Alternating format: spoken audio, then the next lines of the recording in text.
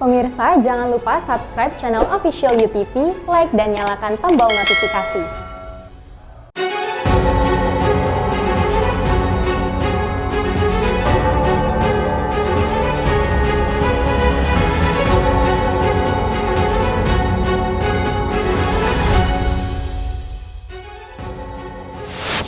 Wali Kota Tanjung Pinang, Rahma, memilih suaminya, Agung Wiradharma, sebagai Ketua Tim Penggerak Pemberdayaan Kesejahteraan Keluarga PKK Tanjung Pinang.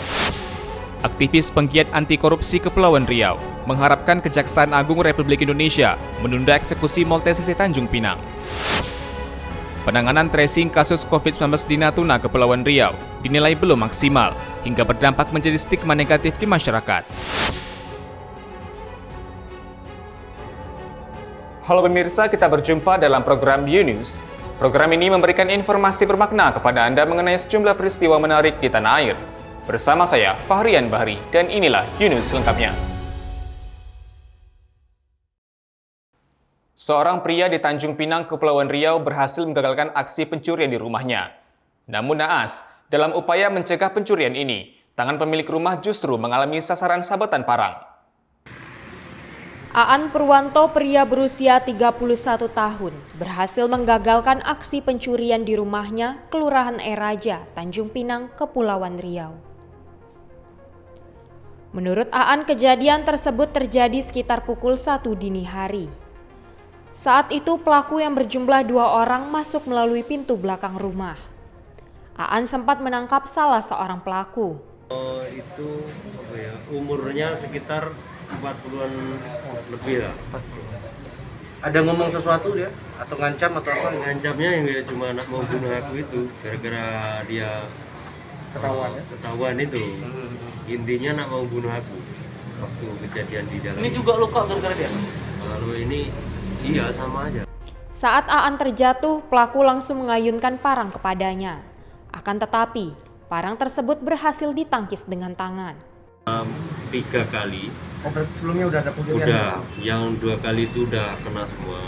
Ada yang besi, peralatan untuk bikin dapur itu semua habis, sama speaker aktif, semua barang-barang di situ habis semua. Jadi tadi malam itu ada barang sisa yang masih ada lah. Itu ada jendela-jendela itu dia mau ngambil juga kan. Nah, posisi aku di dalamnya. Pelaku sempat mencoba masuk kembali sembari meneriaki Aan dan mengancam akan membunuhnya. Selain tangan kanannya, Aan juga mengalami luka pada leher.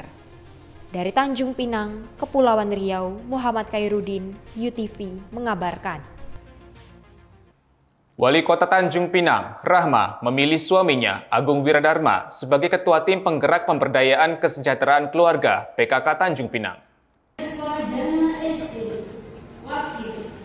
Agung Wiradharma, suami dari Wali Kota Tanjung Pinang, dilantik di kantor Wali Kota Tanjung Pinang Rahma pada Jumat 1 Oktober.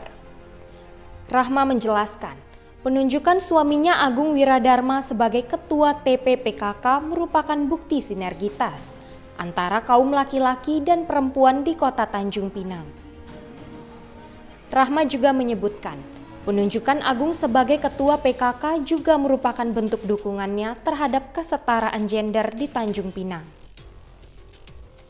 Ia berharap kehadiran suaminya dalam kepengurusan TP PKK Kota Tanjung Pinang akan memberikan warna baru dalam pergerakan organisasi tersebut. Sementara itu, usai dilantik, Agung Wiradharma mengaku akan berupaya membawa perubahan positif untuk perjalanan PKK Kota Tanjung Pinang. Agung mengatakan hanya Tanjung Pinang yang memiliki ketua PKK seorang laki-laki. Pelantikan dirinya juga sesuai dengan keputusan Menteri Dalam Negeri nomor 35 tahun 2020 yang dengan tegas mewajibkan kepengurusan PKK kabupaten atau kota dijabat oleh istri atau suami dari wali kota. Dari Tanjung Pinang, Kepulauan Riau, Muhammad Khairuddin, UTV mengabarkan. Aktivis penggiat anti korupsi Kepulauan Riau mengharapkan Kejaksaan Agung Republik Indonesia mempertimbangkan dampak perekonomian di Tanjung Pinang jika mengeksekusi Mall TCC dalam waktu dekat.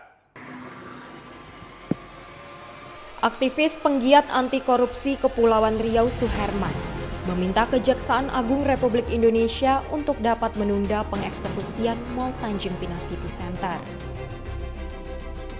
Mengeksekusi mal yang diduga memiliki keterkaitan dengan kasus korupsi PT Asabri perlu memperhitungkan dampak yang muncul jika tetap dilakukan.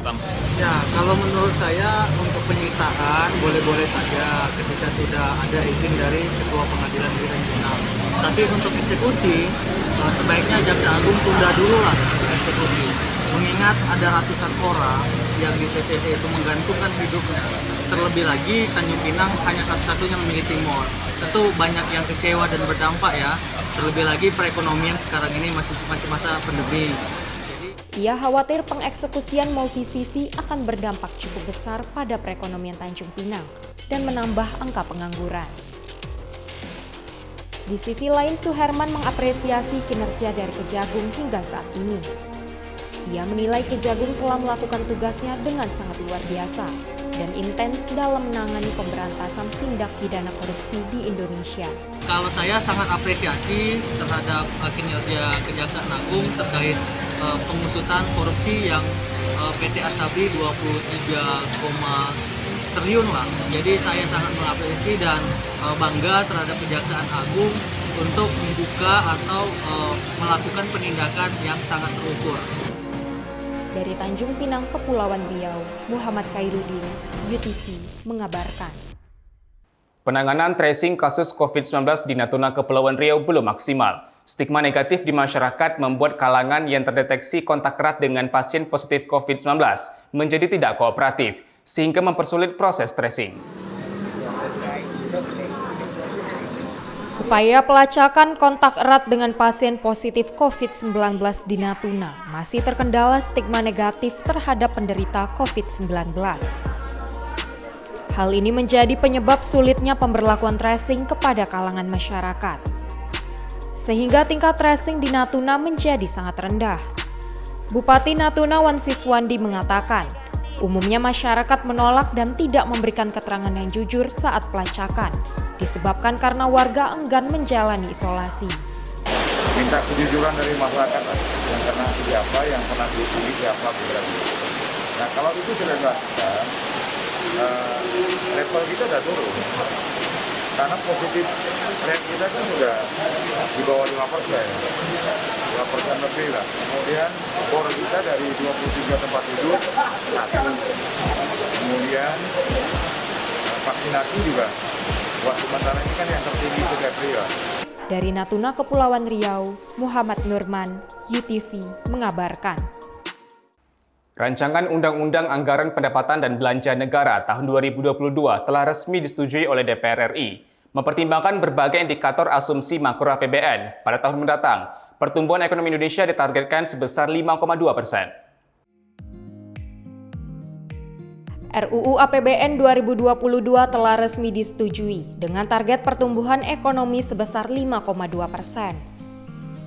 Ketua Badan Anggaran DPR RI Said Abdullah mengatakan, berbagai indikator asumsi makro APBN tahun depan menjadi pertimbangan. Ditetapkannya pertumbuhan ekonomi sebesar 5,2% ini. Walaupun pada triwulan 3 2021 diperkirakan pertumbuhan ekonomi akan kembali terkoreksi, namun kita optimis pertumbuhan ekonomi tahun ini, tahun 2021 akan mencapai kisaran paling tidak 3,7 sampai 4,5%. Inilah modal untuk mencapai target pertumbuhan ekonomi 5,2% pada tahun 2022. Oleh karena itu, target pertumbuhan ekonomi sebesar 5,2% dirasa cukup realistis. Sementara itu, Menteri Keuangan Sri Mulyani Indrawati yang turut hadir sebagai perwakilan pemerintah mengapresiasi keputusan tersebut. Ia menyebut RUU APBN tahun 2022 bersama DPR RI akan menghasilkan APBN yang responsif, tangguh, serta mampu menghadapi tantangan dinamika dan resiko pandemi yang berubah. Pemerintah dan parlemen telah mengambil berbagai kebijakan dan langkah-langkah penting di dalam menangani dan menghadapi pandemi COVID-19. yang dampaknya sungguh sangat luas dan signifikan. APBN tahun 2022 juga ditetapkan untuk menunjukkan perannya sebagai instrumen countercyclical dalam meredam dampak pandemi COVID-19 serta mendorong program pemulihan ekonomi. Dari Jakarta, Kantor Berita Antara, UTV, mengabarkan. Desa Jubung yang berada di Jember, Jawa Timur, memanfaatkan inovasi dalam menjaga kondusivitas wilayahnya. Desa ini menggunakan 40 unit kamera intai atau CCTV untuk meningkatkan keamanan di titik-titik rawan kejahatan. Memanfaatkan teknologi terkini, Desa Jubung, Kecamatan Sukorambi, Kabupaten Jember, memasang 40 unit perangkat kamera pengawas. Kamera pengawas dipasang pihak pemerintah Desa Jubung di beberapa titik rawan aksi kejahatan, seperti di jalan penghubung antar desa dan tempat ibadah musola dan masjid. Pemasangan puluhan kamera ini merupakan upaya dalam memberikan rasa aman. Selain itu, dengan terpasangnya 40 CCTV ini diharapkan dapat mempercepat koordinasi antar warga apabila terjadi suatu peristiwa berpotensi mengganggu Kamtibmas. Kedepannya, Desa Jubung juga akan menghubungi seluruh pemilik usaha agar memasang kamera pengawas secara mandiri demi menjaga keamanan dan kenyamanan. Program akan kita laksanakan berkesinambungan dan selalu kita evaluasi. Tujuannya apa? Semua sudut di Desa Jubung ini terpantau oleh CCTV. Tujuannya bukan untuk mengawasi masyarakat, tapi menghadirkan rasa aman dan nyaman di masyarakat. Makanya kita minta bantuan dari Pak Kades, gimana cara mengantisipasi kejadian yang pencurian itu. Alhamdulillah, dengan adanya ini kita warga sudah bisa tertok lego lah mereka ini. Nggak begitu ya, gambling sudah bisa dibiasakan lah. Tapi tetap waspada. Dari Jember, Jawa Timur, Kantor Berita Antara, UTV, mengabarkan.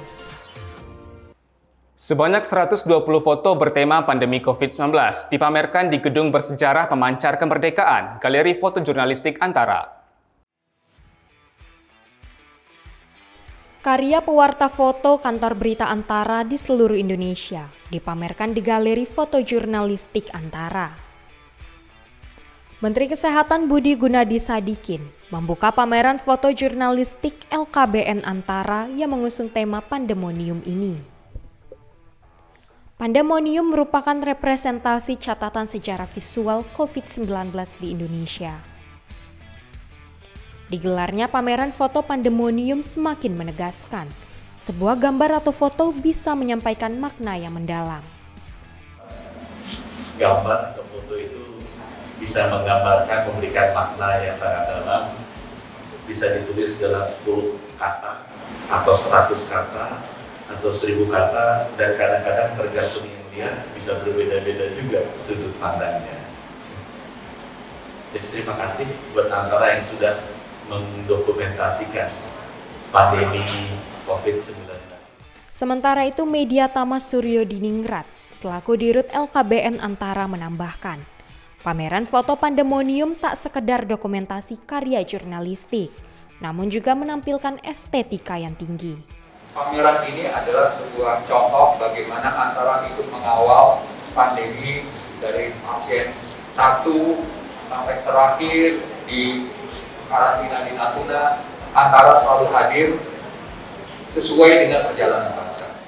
Kehadiran pameran foto jurnalistik bertema Pandemonium dapat memperkaya perspektif masyarakat dalam melihat pandemi COVID-19. Tidak hanya dari sisi negatif, tapi juga mulai melihat dari sisi positif yang ada. Dari Jakarta, Kantor Berita Antara, UTV, mengabarkan. Terima kasih telah menyaksikan informasi yang kami sajikan. Tetap saksikan News selanjutnya. Salam sehat, sampai jumpa.